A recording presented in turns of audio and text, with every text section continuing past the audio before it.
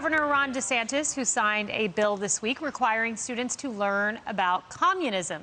It also establishes November 7th as Victims of Communism Day, allowing high school teachers to discuss the regimes of communist leaders around the world and how people suffered under those regimes.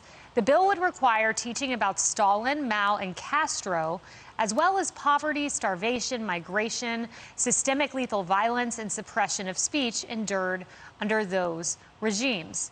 Lawrence, it makes a ton of sense to me. Unfortunately, the younger generation, DeSantis said this himself. You see them wearing Che Guevara shirts, saying capitalism's got to go. They need to understand the alternative. Yeah, and I learned this when I was running campus reform, how ignorant, and I don't mean this in an offensive way, that our young people are of our history and world history as well.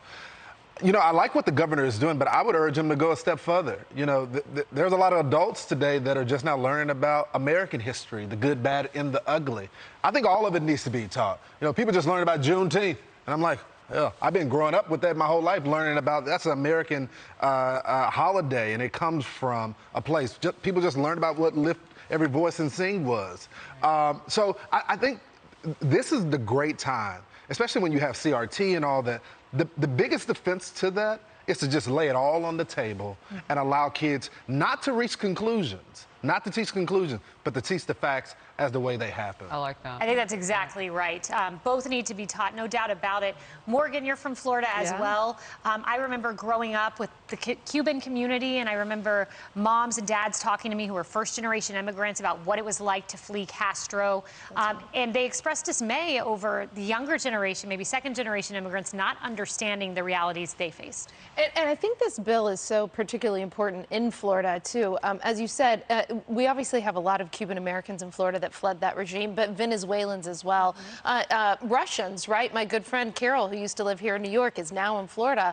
So many people are in Florida and understand what it's like to live under a brutal dictatorship, what it's like to live under communism or even socialism, and as you see with the Venezuelans. So that's why I think this education is important. Another key reason why it's important, there's a phrase that's being mainstreamed in our society, and that's the phrase democratic socialism, right? And that's why I think it's so important, because that is a phrase that is just, there's too much cognitive dissonance there, right? You can't have, under these regimes, you have a one-party system. You have total control. You don't have democratic choices. And so if we're going to mainstream the phrase democratic socialism, even more importantly, we should be teaching our kids what socialism and what communism actually means. Makes a ton of sense to me, Harris. And when you look at the two parties, you know, you have, here's an example of Republicans saying, let's put parents in their child's education. Let's teach about communism. Let's not teach kindergartners about sexuality. And then on the alternative, you know, you see, I just read an article today about CRT being taught to 4-year-olds, being taught to identify racist family members at the age of 4 years old. Well, and for some to be seen as aggressors in the room and some to be seen as victims in the room, which, I mean, at that age can stick with you a really long time if you don't have the counter value-filled information, you know, flowing at you from home and other sources. That's the problem with only teaching part of the story. That's right. If you teach the whole story, it comes with context of its history. And you'll pile that on with other things that you learn in life, and sooner or later you'll be able to make your own decisions. That's the goal. That's how we raise our kids in general. I mean, when you potty train a child, you don't just teach them to go to one bathroom, right?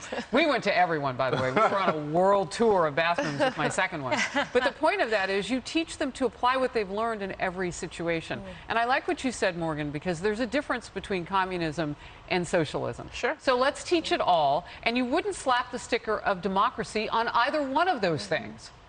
Yeah, Emily. Yeah, I mean, democratic socialism, that phrase, that's a euphemism, right? It's belying the truth. And that was part of the strategy in World War II, which really led to a narrative that had absolutely tragic consequences for this entire world. And so when we try to ignore that, when the public education is sort of designed or geared toward creating a false one, then you're doomed to repeat so many inaccuracies and so many ignorances of that. I mean, growing up, my best friend's father, he was was on the Olympic rowing team for Hungary, and he defected. He fled the communist regime at the Japanese Olympics and came here and rowed for us. I grew up hearing his stories of what happened in communist Hungary and also what happened to him after he got here.